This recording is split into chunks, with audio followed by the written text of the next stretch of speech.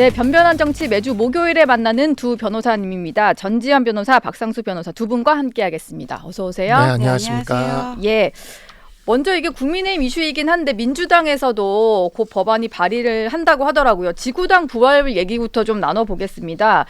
어제 보니까 국민의힘 원내조직위원장이 모여서 지구당 부활 방안을 좀 논의를 했고 오늘은 뭔가 성명서 같은 것들이 좀 발표가 될 것 같던데 전당대회에서 이런 것들을 좀 찬성하는 주자를 밀겠다 뭐 이런 말도 나온 것 같더라고요. 지금 원내 분위기가 좀 그런 식으로 흐르고 있나 봐요. 네, 그러니까 우리 그 원내 당협위원장 협의회라는 이제 당원 단계에 보면 그 조직이 만들어질 수가 있는데 예. 이제 그 준비 모임 같은 좀 이런 모임이 좀 있습니다. 지금 이제 다 원내 당협위원장들이 다 지금 들어와 있는 예. 거의 다 들어와 있는 상황인데 지난번에 5월 18일 날 저희들 이제 그 비대위와 면담을 할 때도 네. 이 지구당 부활을 지구당이란 표현이 조금 그렇긴 한데 어쨌든 간에 이 지역당이죠. 이 지역당 부활을 상당히 그 가장 중요한 그 안건으로 비대위에 건의를 한 바가 있고요. 네. 예, 그 중에 또 이제 한 조직위원장들 20명 정도가 모여서 이렇게 협의를 했다는 이야기를 제가 들었는데 뭐 이 부분에 있어서는 뭐 제가 지금 활동 중인 천목회에서도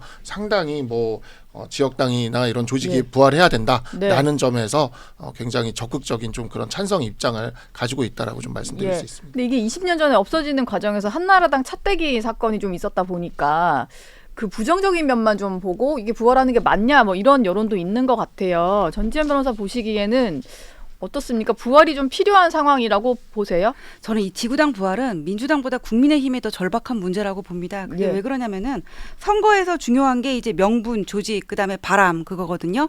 그다음에 명분은 이제 정치인 개인의 어떤 몫인 거고 바람이라는 거는 차후에 이제 선거 직전의 몫이고 선거의 기본은 조직이란 말이에요. 네. 근데 이번에 수도권에서 국민의힘이 전패를 했는데 그거는 박근혜 그 정부의 탄핵 이후에 특히 경기도 중심으로 뭐 향후에 동창회 산악회 이런 지역 재반 조직이 전부 다 민주당으로 넘어갔어요. 예. 그럼 이제 조직을 장악하기 위해서는 어떻게 해야 되냐면은 일단 사람이 있어야 되고 그 사람들이 모여서 만나서 회의라도 해야 될 거 아니야. 그런 공간이 있어야 되거든요. 근데 지금 당원협의회 같은 경우에는 공식적인 공간이 아니다 보니까는 그 당원협의회 명의로 자체 현수막을 걸 수도 없고 그다음에 사무소를 열 수도 없는 거예요. 네. 그러다 보니까는 뭐 포럼이라든지 아니면은 시도의원 합동사무소 이런 이름으로 사실상 변칙적으로 이런 게 운영이 되고 있거든요. 지금 있는 사무실은 다 변칙으로 운영을 하는 거군요. 하면 안 되는 거니까. 이게 사실상 당원협의회 사무실로 움직이고 있는 거예요. 예. 이럴 바에는 차라리 이거를 공식화하고 그다음에 이런 조직을 운영하기 위해서는 조직 관리하는데 사실 돈이 엄청 들거든요. 네. 이거를 당협위원장 개인 돈으로 다 토해내야 된다고 본다면은 당협위원장들이 지금 뭐 30, 40대 젊은 사람들인데 그럼 젊은 사람들 정치하지 말라는 얘기밖에 안 되는 거거든요. 그럴 바에는 차라리 그냥 투명하게 연간 한도를 제한해가지고는 후원금을 받을 수 있는 통로를 열어줘서 양성화시킨 다음에 이거를 그 한동훈 위원장이 얘기했던 것처럼 투명성 보장 장치를 갖추고 이거를 제대로 규제를 하는 게 오히려 더 낫다 그런 네. 생각이 듭니다. 안 그래도 한동훈 전 위원장이 최근에 총선 출마했던 사람들을 만나면 이 지구당 부활 얘기를 좀 하고 있다고 하는데 본인이 또 차떼기 사건 수사검사였다 보니까 그 폐해를 제일 잘 아는데 그래서 투명성 제고 방안만 잘 갖추게 되면 이거 필요한 거다 이렇게 좀 얘기를 했다고 하더라고요. 혹시 박상수 변호사도 직접 들으신 얘기가 있나요? 뭐 그러한 점들에 있어서는 이미 뭐 선거 끝났을 때부터 이야기가 좀 있었던 사안이고 네. 왜냐하면 사실 우리들이 정치를 계속 한다고 했을 때 지금 현재 우리 당의 출마자들이 수도권 출마자들이 대부분 3040인 경우들이 또 많아요. 예. 근데 이러한 경우들에는 생업도 있는 상황에서 정치를 계속 이어가려면 이와 같은 물적 기반이나 아니면은 이제 말씀하신 대로 정치자금법이 좀 개정이 돼서 후원금을 상시적으로 받을 수 있도록 한다라던가 이런 게 없으면 사실상 거의 지금 불가능한 상황이거든요. 네. 근데 문제는 이제 과거의 지구당 시스템에서는 진짜 그게 이제 돈 먹는 하마다 이러한 것들에 대한 비판이 굉장히 컸는데 우리가 다행히 지난 이제 선거법과 정치자금법을 잘 개정을 해서 예. 이제 후원금 제도가 잘 정착이 됐어요. 그래서 선거운동 기간에 저도 이번에 처음 출마했는데 제가 후원금이 한 1억 3천만 원 정도가 들어왔습니다. 네. 그래서 그 후원금을 가지고 1억 5천만 원이 한도인데 거의 한도 근처까지 들어갔거든요. 저도. 근데 그 후원금을 가지고 선거를 잘 치렀어요. 잘 치렀고 그다음에 이제 그렇게 치르기 때문에 네. 그와 같은 후원금 제도가 잘 정착돼 있어서 어찌 보면 3040들이 그렇게 큰 돈을 들이지 않고 정치를 할 수 있는 문화가 나온 거죠. 문제는 선거가 끝났어요. 근데 이제 조직위원장이 되고 당협위원장이 돼서 해야 되는데 당협위원장은 사무실도 만들질 못하지 말씀하신 대로 현수막도 걸질 못하지 당협위원장은 후원금도 못 걷습니다. 이제부터는. 예. 그럼 후원금도 못 걷지. 근데 현역 의원은 후원금을 거둘 수가 있거든요. 후원금을 걷고 사무실도 낼 수도 있고. 근데 지금 수도권은 거의 전부 민주당이 현역 의원이에요. 그렇죠. 그러면 전부 민주당이 현역 의원이기 때문에 민주당은 후원금 걷고 지역구 사무실 가진 상태에서 조직 작업을 해 나가거든요. 현역 국회의원은 할 수 있는데 그렇죠. 원내 인사가 돼버리면 못하는 거니까. 하나도 못 하는데 예. 게다가 후원금도 거둘 수 없고 사무실도 없는 상태에서 당협을 유지해 나간다는 게 네. 그것도 다음 선거 때까지 4년을 유지해 나간다는 게 거의 불가능에 가깝기 때문에 그러면 결국에는 조금 버텨보다가 안 되면 이런 젊은 정치인들은 떠날 수밖에 없어요. 그러면 우리 당은 어떠냐면 계속 새로운 정치인들이 될 사람들을 저도 뭐 영입인재긴 한데 영입인재로 받아들여서 또 이렇게 각 지역구에 투하를 해서 그냥 이제 바람만 기대하면서 선거를 하는 건데 네. 사실 이번 선거가 2월 달에 우리 당이 바람이 좀 있었는데 바람이 딱 꺼지자마자 무너졌잖아요. 그러니까 우리가 조직이 탄탄하게 유지됐으면 바람이 딱 꺼졌어도 이렇게까지 무너지지는 않았을 거라고 봅니다. 네. 그렇기 때문에 우리 당이 수도권에서 다시 살아나기 위해서라도 이 부분에 있어서 우리가 이미 선거 운동 기간에 후원금 제도와 이거에 대한 제대로 된 감시와 이런 것들이 꽤 이루어지고 있기 때문에 예. 이것을 상시화시킬 수만 있고 제대로 감시 시스템 만들고 그다음에 이제 국가가 선관위랑 이런 데서 잘 관리만 한다면 이 제도는 과거의 지구당 제도랑은 분명히 다른 방식으로 우리 그 정치 현실에 잘 착종할 수 있을 거라고 생각을 합니다. 지금 한동훈 전 위원장이 일단 이 지구당 부활 필요성을 얘기를 했고 윤상현 의원 같은 경우도 아마 전당대회 출마를 염두에 둔 것 같은데 관련된 법안을 발의를 한다고 해요. 22대 국회 1호 법안으로. 네. 근데 이거에 공개적으로 반대하신 분이 있는데 홍준표 대구시장인데요. 정치개혁이 후퇴하는 거다 이런 표현을 써가면서 엄청나게 좀 비판을 하셨거든요. 홍준표 시장이 보기에 왜 이거는 정치개혁에서 퇴보하는 거다 이런 평가를 하는 걸까요? 이게 그 차떼기당 때 그 지구당이 어떤 불법 선거 자금을 모금하는 통로로 인식이 됐었어요. 예. 그다음에 이게 조직 관리하는데 돈이 워낙에 많이 들어가다 보니까는 돈 먹는 하마다 그래서 그때 오세훈 시장이 주도를 해가지고는 이거를 그러니까 정당법, 정치자금법, 공직선거법을 다 개정을 해놓은 거거든요. 예. 근데 저는 홍준표 시장이 이렇게 얘기를 하는 이유는 험지를 안 뛰어봐서 그렇다. 저는 그렇게 안 생각을 가봐서. 합니다. 네. 지금 대구시장 하고 계시잖아요. 예전에 이제 또 송파에서 하셨잖아요. 네. 국민의힘에서 볼 때 그냥 비교적 꽃길이라고 할 수 있는 그런 데만 걸어보셔가지고는 이 어떤 수도권 지역의 그 재반 조직이 지금 어느 상태로 무너져 있는지에 대한 감이 없으신 거예요. 예. 그 얘기하시면 나 서울에서도 의원했다 뭐 이러실 것 같은데. 그러니까 서울에서 의원 네. 했는데 뭐 비교적 좋은 지역에서 했었고 예. 그다음에 박근혜 정권 이후에 또 홍준표 시장 같은 경우에는 박근혜 정권 이후에 또 그 총선을 출마해 본 적이 없잖아요. 그때 네. 이후로 경기도는 수원 가불병정에서부터 다 무너진 거거든요. 그 기반 조직이. 예. 그런 다음에 경기도에서 출마해 본 적이 없단 말이에요. 서울하고 대구만 해보셨으니까는 이런 어떤 그 청년 정치인들이 현장에서 체감하는 이런 현상을 잘 이해를 못 하시고 네. 그냥 무조건 좀 원래 하시는 대로 반기를 드시는 게 아닐까 저는 그렇게 생각을 합니다. 정말 진짜 놀라운 게 수도권은 네. 그러니까 예를 들어서 자유총연맹이나 새마을단체들 같은 데 있잖아요. 그런데도 친민주당 쪽 인사들이 장악을 했어요. 장악을 했어요. 원래 그게 약간 그러니까 그 원래 이쪽 이제 성향으로 보면은 분류가 약간 되는데 이제 민주당 성향으로 분류되는 곳들이 이제 예를 들어 주민자치회나 네. 아니면 사회적 경제나 뭐 이런 쪽 이런 정도였는데 예. 이제 우리 쪽이라고 얘기할 수 있는 그런 단체들의 세포 단위까지도 이제 민주당이 들어와서 이렇게 하고 있는 겁니다. 그런데 이게 이 제도가 현역 의원들한테는 그러니까 그 지역에 이미 조직을 강화하는 기득권들한테는 너무나 현재 제도가 유리해요. 네. 그러다 보니까 이제 우리 당도 영남 쪽에 계시는 분들은 굉장히 유리한 위치에 있다 보니까 뭐 부족함을 못 느끼는 거죠. 오히려 이런 거 도입되면 자기 경쟁자만 늘어나니까. 근데 수도권은 지금 완전히 지금 민주당이 수도권은 4연승했거든요.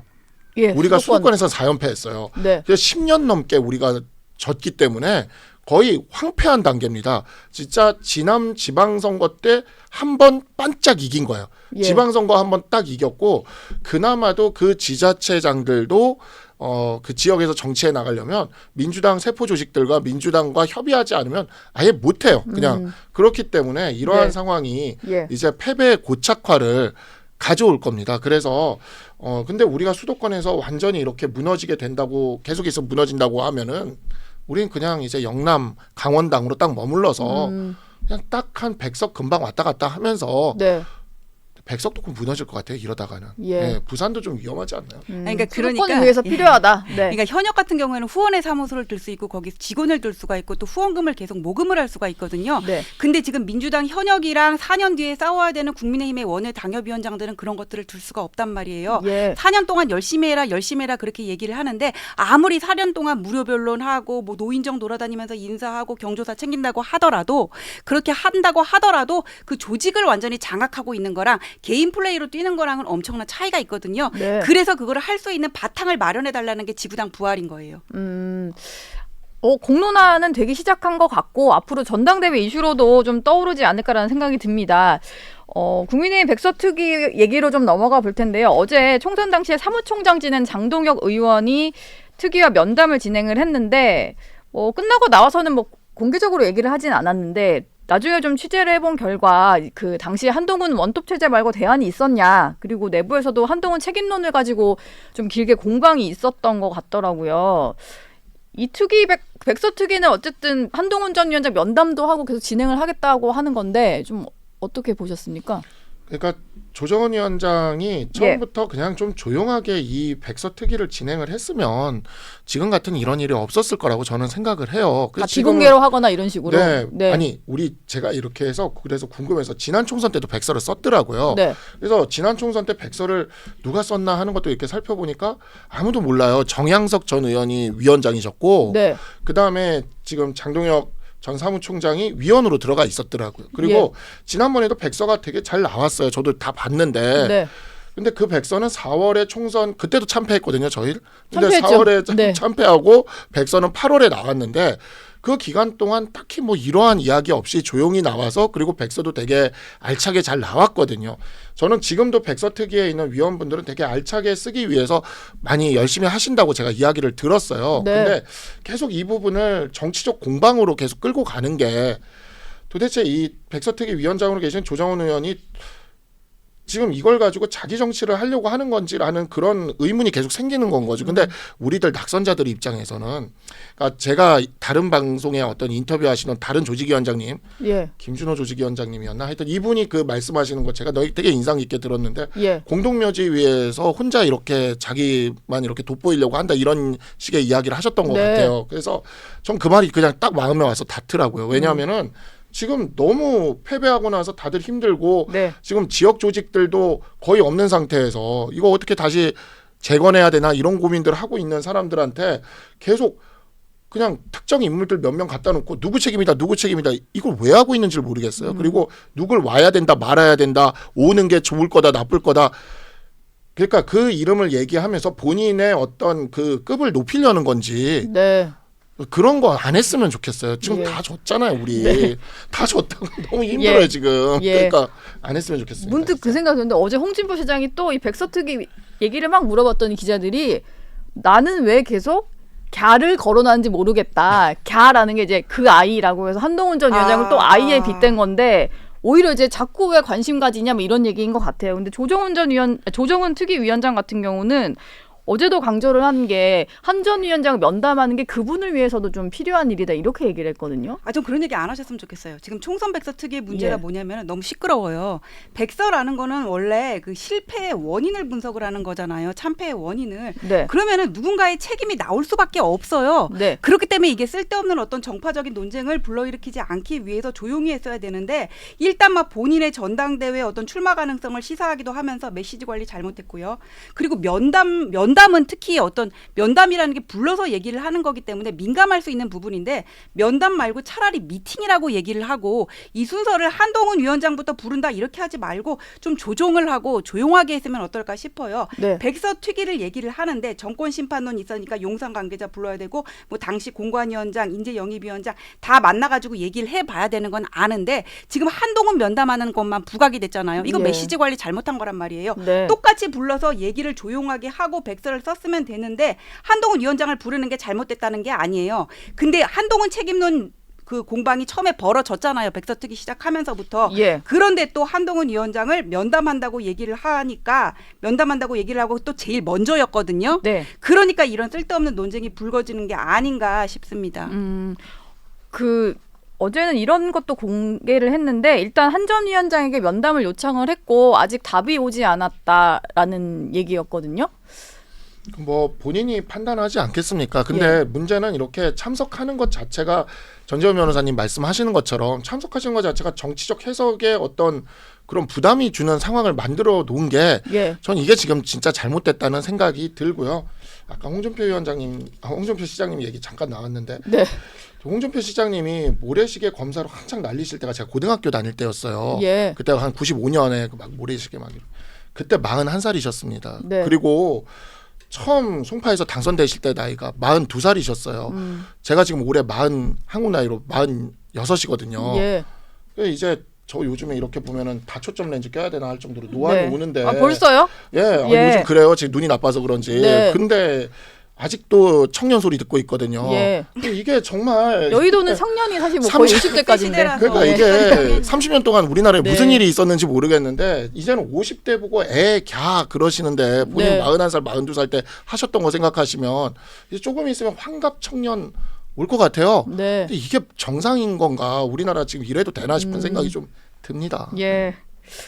저는 궁금한 게 있는데 자꾸 박상수 변호사한테 한동훈 전 위원장의 어떤 결단을 어떻게 할 거냐 이거 여쭤봐서 좀 죄송한데 면담을 요청을 했는데 여기에 응할까요? 안 응할까요? 백서특위 면담이요. 글쎄 뭐 근데 이 부분에 있어서는 그렇게 크게 이분도 그렇게 크게 신경 쓰고 있는 것 같지는 않아요. 예. 네, 제가 느끼기에는 네. 뭐 이 문제에 대해서 특별히 뭐 물어보거나 그러는 것도 없고 그렇기 때문에 이 부분에 있어서는 크게 신경 쓰는 것 같지 않고 그냥 조정원 위원장이 굉장히 열심히 그냥 어나운스 하고 있는 거죠. 본인의 어떤 저기를. 근데 뭐 정치인이 본인의 어떤 입지나 이런 것을 위해서 어나운스 하는 거 저는 뭐 할 수 있다고 생각을 합니다. 다만 우리 패배였잖아요. 예. 네, 다 같이 그 아픈 상처를 가지고 이렇게 하는 거는 저희들 아픈 상처에 계속 소금 뿌리고 있는 거예요. 지금 그거는 좀 안 해주셨으면 좋겠어요. 예. 최근에 한 전 위원장이 지구당 부활 언급을 한 이후로 또 여러 가지 이제 뭐 주변에 전원 이런 말을 했다 뭐 이런 거 좀 전해지면서 제가 요즘에 제일 많이 듣는 얘기는 한 전 위원장의 어떤 결단이 임박했다, 출마 선언이 좀 임박했다는 얘기가 있어 뭐 이런 말을 많이 들었어요. 주변에 뭐 의원이라든지 당직자들한테도 실제로 좀 어떠신 것 같아요? 네, 솔직히 모르겠습니다. 저도 모르겠고 누구 뭐 예. 아는 사람도 있을지도 모르죠. 그럼 저는 뭐 아직 그걸 알 수 없는 뭐 그냥 네. 연락만 그냥 해주시는 정도인 것 같고 그냥 예. 전 모르겠어요 진짜. 그리고 이 분이 뭐 본인이 고민해서 곧 선택할 타이밍이 곧 올 것 같아요. 예, 어차피 지금 저희 선관위도 구성됐고 네. 전당대회 곧 이제 뭐 후보 등록도 나올 거기 때문에 예. 그리고 오늘은 드디어 황우여 비대위원장님께서 오늘 그 전당대회 룰에 대한 이야기를 좀 하셨더라고요. 네. 그 하이브리드. 네, 하이브리드 제재. 얘기하시면서 그러니까 이제 룰도 이제 본격적으로 이제 정해지기 시작하는 것 같고 그러면 아무리 늦어도 7월 중순 때까지는 해야 되기 때문에 그러면 한 6월 중순까지는 후보 등록이나 이런 것들 생각을 하면 그때까지는 뭐가 나오지 않을까라고 생각을 합니다. 아니 근데 이걸, 저는 네. 이승환 위원장한테 그때 누가 이제 한동훈 위원장이 누구를 만날까 하니까는 회동 정치를 할 거다 이런 답변을 한 적이 있거든요. 예. 근데 저는 이승환 위원장이 되게 잘 봤다고 생각을 하는 게 전당대회 나가기 위해서는 자기 세력 어떤 조직이 필요하거든요. 정치는 결국 세력인데 지구당 부활을 한동훈 위원장이 얘기를 했단 말이에요. 이거는 네. 수도권의 원외 당협위원장들을 겨냥한 발언이거든요. 네. 예, 그래서 저는 출마를 하실까 안 하실까 계속 했는데 이 얘기를 하신 거 보고 출마하나 보다 그냥 그런 네. 생각을 하게 됐어요. 이건 정말 출마다. 예. 출마를 위해서 한 말이다. 뭐 그런 말들이 좀 나오는 것 근데 같긴 저는 해요. 조금 이제 생각이 달랐던 게 네. 그게 이제 총선 끝나고 나서 우리가 앞으로 수도권에서 이기고 어떻게 하려면 어떻게 해야 될까요라는 거를 이제 낙선한 뭐 영입 인재들이나 이런 사람들한테 이걸 묻는 과정에서 예. 지구당 이야기가 이미 이전부터 나왔던 거예요. 그러니까 지금 보면은 이게 밖으로 이 이야기가 나오면서 이게 이제 나왔다라고 하면서 이거를 이제 순서상으로 이렇게 약간 이렇게 알려진 걸 가지고 시나리오가 이렇게 짜여지는데 네. 이 이야기는 이미 수도권에서 우리가 이기기 위해서는 어떻게 해야 되는가에 대한 이야기를 할 때 그때는 뭐 당대표 같은 이야기는 별로 뭐 이야기도 없었던 때부터 그냥 나왔던 이야기들이고 그리고 이승환 위원장 저도 뭐 천목회에서 같이 활동하고 그러지만 사실 5월 달 들어서면서 그러니까 그 한동훈 위원장이 그 SNS 하기 전에 네. 5월 달 들어서면서부터 사람들 만나기 시작했어요. 그러니까 뭐 그 이전에도 당 사무처 사람들도 만나고 그다음에 이제 비대위원들도 만나고 그래서 이제 그랬는데 이제 그때부터 이제 사람들 만나기 시작을 했기 때문에 그 순서가 딱 보면은 거기서 기다리고 있던 팬들이 찍어서 목격담, 그 다음에 이제 팬들이 찍었는데 목격담이 기획이다, 그 다음에 이제 SNS 올렸다, SNS다, 그 다음에 이제 회동이다 하는데 사실 사람들 만나는 건 SNS 올리기 전부터 만나고 있었고 네. 지구당 이야기는 뭐 그 이전부터 수도권에 대해서 어떻게 이기기 위한 이야기 물어보면서 나왔던 이야기였고 근데 이제 그게 밖에 알려지는 순서가 이렇게 공교롭게 나오다 보니까 이렇게 이게 뭐 나오는 게 아니냐, 예. 당대표 나오는 게 아니냐 이렇게 예. 되는데 본인이 당대표 나오는지 여부는 본인이 결정해서 본인이 발표하는 게 가장 뭐 어쨌든 중요합니다. 스케줄상 6월 안에는 뭐 결단을 내려야 될 것 같으니까 이제 뭐 모레면은 6월이잖아요. 네. 뭐 임박을 한 것 같다라는 전망이 그래서 좀 나오는 것 같습니다. 저희가 민주당 얘기도 좀 해볼 텐데요. 어제 민주당에서 지금 뭐 국민의힘도 지구당 부활 얘기하고 민주당도 지구당 부활 얘기하는데 민주당이 훨씬 당원들 챙기기에 좀 더 집중을 하고 있는 것 같아요. 어제는 좀 얘기가 나온 게 앞으로 국회의장이나 원내대표 선거를 하는 데 있어서 권리당원의 어떤 투표 당심을 20% 반영하겠다. 뭐 이런 안이 좀 나왔어요. 그 이재명 대표 생각인 거잖아요. 그게 예, 예. 근데 이재명 대표가 왜 그렇게 강성 지지층에 집중을 하냐면은 본인의 사법 리스크가 지금 달려 있단 말이에요. 그리고 위증교사나 선거법 같은 경우에는 대장동은 오래 걸릴 것 같고 올해 충분히 1심 선고까지는 날 수가 있는 부분이거든요. 사실 벌써 났어야 돼요. 이거는 사법부가 예. 빨리빨리 네. 안 해서 그렇지. 그런 경우에 자기 어떤 사법 리스크에 대한 방패막으로 그런 당원 강성 지지층을 생각을 하는 것 같아요. 지금 민주당의 원내가 거의 다 친명 주류로 짜여져 있다고 하더라도 이재명 대표 같은 경우에는 이걸 뭐라고 표현해야 되지? 정통 민주당의 어떤 적자는 아니거든요. 예. 외부에서 들어온 뭐라 그래야 되지? 외부에서 들어온 거나 마찬가지인데 네. 친명 위주로 이게 꾸려놨다고 하더라도 언제든 뭐 이번에 비명 행사했던 뭐 임종석 비서실장이라든지 그런 원외의 친문 세력이 사법 리스크라는 공간을 비면은 치고 들어올 수 있다는 생각을 할 거예요. 당내에서도 계속 이렇게 견제를 받고 있다고 생각을 할 텐데 네. 그때 자기의 방패막이 강성 지지층이라고 생각을 해서 이렇게 무리수를 두는 것 같은데 국회의장은 원내에서 뽑으라고 국회의원은 국민이 선출을 하고 그다음에 국회의원이 자유롭게 독립적인 양심에 따라서 판단할 수 있다고 해놨는데 이런 식이면은 국회에서 국회의장을 선출할 때도 일반 국민 투표도 반영을 해야 되고 국회의장 내에 그 본회의장 안에 의원들 의자 있잖아요. 네. 옆에다가 당원 의자씩 하나 더 놔두고 같이 협의해서 하라 그래야죠. 이건 진짜 말도 안 되는 겁니다. 너무 좀 과도하게 당원의 어떤 권한을 좀 강화하는 거다 이렇게 네, 보시는군요. 저는 진짜 이게 예. 민주당의 자기 역사를 되게 부정하는 행태인 것 같아요. 네. 그러니까 이제 과거에 보면은 박정희 대통령 시절에 박정희 대통령이 이제 유신 독재로 넘어갔을 때 그때 보면 대의제 기구를 무력화할 때 박정희 대통령이 정말 자주 썼던 방법이 국민투표거든요. 예. 이제 국민투표라는 직접 민주주의 방식으로 해서 대의제 기구를 완전히 무력화하는 의회를 무력화하는 이런 방식을 썼는데 지금 보면 민주당 당내에서 의사결정하는 대의원회 이게 이제 일종의 민주당 내에서의 대의제 기구인데 네. 그걸 무력화하기 위해서 당원이 직접 이렇게 참여하는 방향으로 계속 이렇게 늘려나가고 있거든요. 예. 그러니까 그런 방식으로 자신의 어떤 조직화된 소수의 기반을 둬서 지도력과 이런 것들을 유지하려고 하는데 그걸 뭐 당직을 하는 데까지 그러는 거야. 뭐 민주당 내부 사정이니까 그러려니 하더라도 이게 국회의장은 헌법기관이잖아요. 네. 헌법기관을 뽑는 과정에서 민주당의 당비를 내는 당원들에게만 그렇게 하겠다는 거는 이거는 과거에 그 박정희 대통령의 유신 독재 시절에 했던 그 방식보다도 더 악질입니다. 그러니까 그래도 박정희 대통령은 국민 투표라도 한 건데 여기는 그거는 이제 뭐 하겠다는 거냐면 공화당 당비는 공화당원들에게 해가지고는 이제 그 헌법기관들을 선출시키겠다는 건데 예. 이러한 것들을 이런 발상 자체를 한다라는 것 자체가 정말 수권 정당으로서 할 수 없는 그런 일들을 하는 거고 네.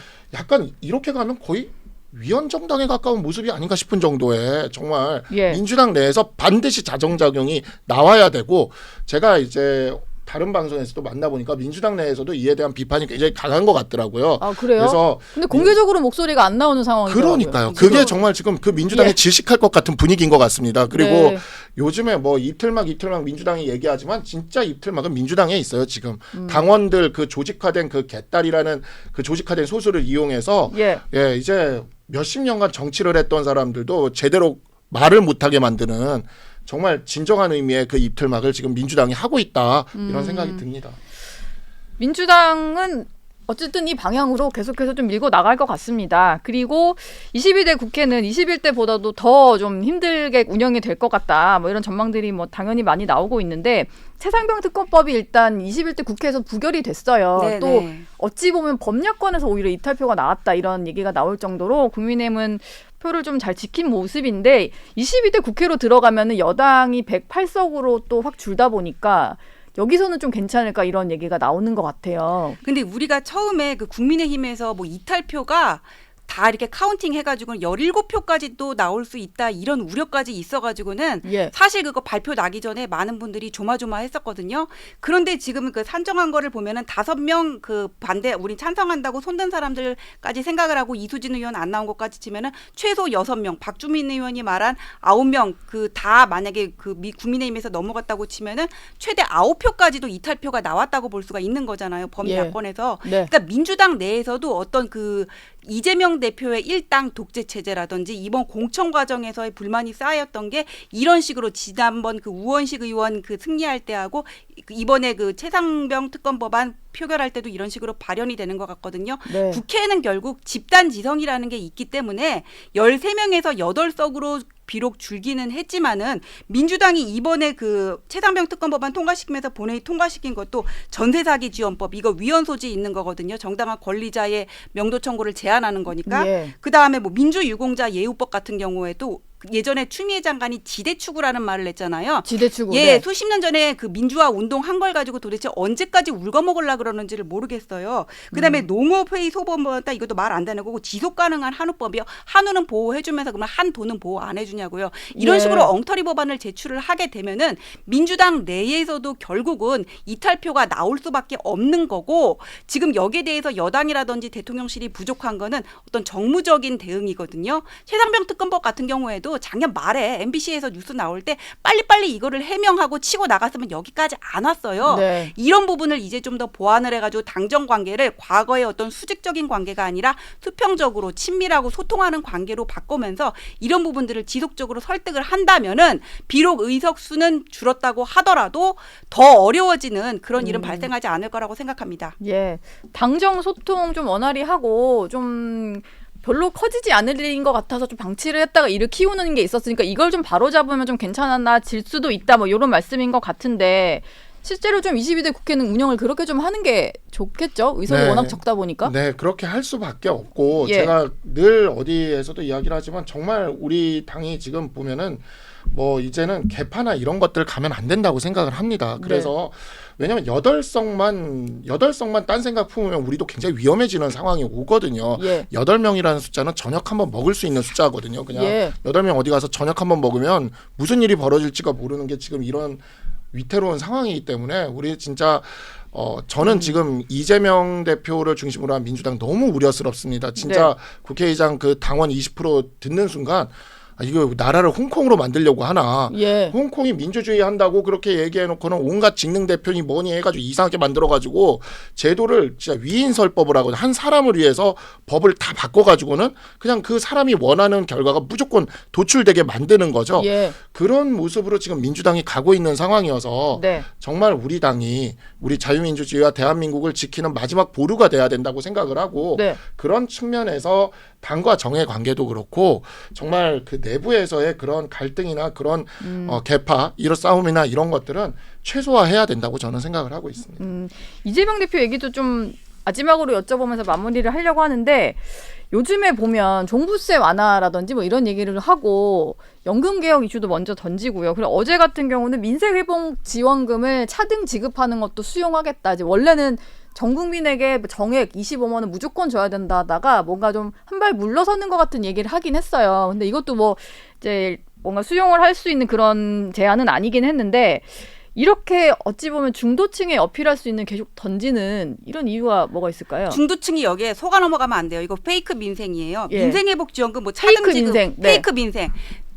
민생회복지원금을 차등 지급하겠다. 이거 추경 편성해야 되는데요. 추경 편성은 국가재정법상 요건이 2분기 연속 GDP 성장률이 마이너스가 돼야 되는데 올해 들어서면서 1분기에 이미 1.3% 상승을 했단 말이에요. 네. 추경 편성은 경기 침체 때 소비 진작을 하기 위해서 하는 건데 문재인 대통령 때 이런 식으로 재난지원금 풀었다가 KDI 보고서에 따르면은 소비 진작 효과가 뿌린 돈의 30%밖에 안 일어났거든요. 예. 지금은 어떤 기업 가치를 제거하고 그다음에 농수산물 가격의 안정을 찾기 위해서 유통 구조를 개선하고 그런 노력을 해야 되지 이런 거 던질 때가 아니란 말이에요. 그러면서 민생 하고 있는 거고 종부세 그거는 잘 던진 것 같은데 이걸 사실 국민의힘에서 먼저 던지고 안을 마련했어야 되는데 맨날 끌려가는 것 같아서 그건 좀 답답하다는 생각이 들고 연금 개혁도 구조 개혁이라는 거는 이제 젊은 세대에 유리한 거고 그다음에 모수 개혁은 지금의 어떤 경제 활동을 하는 40대 이상에 유리한 거거든요. 네. 같이 가야지 처음에 모수 개혁부터 그런 식으로 해버리면 나중에 구조개혁 동력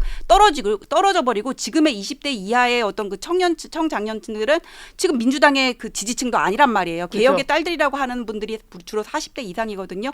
계속 가기 어려워요. 예. 그걸 지금 던지면서 민생 얘기를 얘기하는데 중도층은 여기에 속아 넘어가면 안 되고 여당이라든지 대통령실은 그럼 우리는 어떤 안을 가지고 있는가를 좀 제시를 해야 되는데 그런 거는 안 하고 계속 법적으로 안 된다 이렇게 안 된다 얘기만 하니까 얘들은 그냥 살찐 고양이처럼 놀고만 있구나 그런 생각밖에 안 들어요.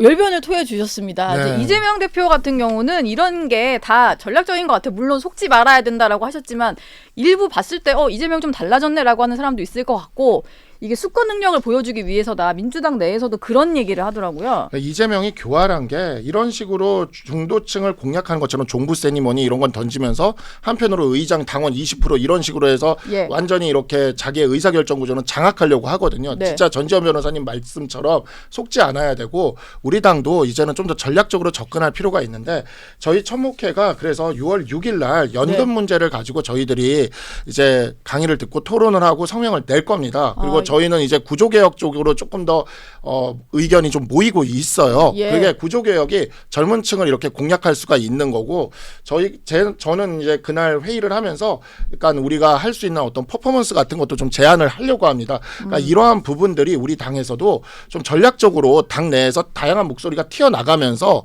선도적으로 좀 밀고 나갈 필요가 있습니다. 지금 예. 이재명 대표가 교활하긴 하지만 굉장히 빠르게 이슈를 선점하면서 나가고 있거든요. 네. 그 부분을 우리가 쫓아가면 안 되고 우리가 먼저 치고 나가야 된다라는 생각을 저도 하고 있습니다. 천목회 6월 이슈도 깨알같이 좀 홍보를 해주셨습니다. 네. 예, 두 변호사와는 여기서 인사 나누겠습니다. 고맙습니다. 예, 고맙습니다. 안녕하세요.